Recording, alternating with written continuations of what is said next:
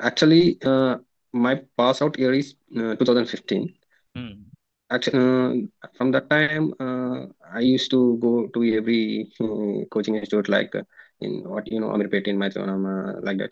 Hmm. చాలా కోర్సులు చేశాను కానీ చెప్పేవాళ్ళు ఏమంటే జస్ట్ బేసిక్ థింగ్ పై పైన చెప్పేసి జస్ట్ చెప్పామా టాపిక్స్ అయిపోయిందా ఇంకా నెక్స్ట్ రోజు వేరే టాపిక్ అని చూసేవాళ్ళు. వాళ్ళు ఫాలోఅప్ చేసేవాళ్ళు కాదు.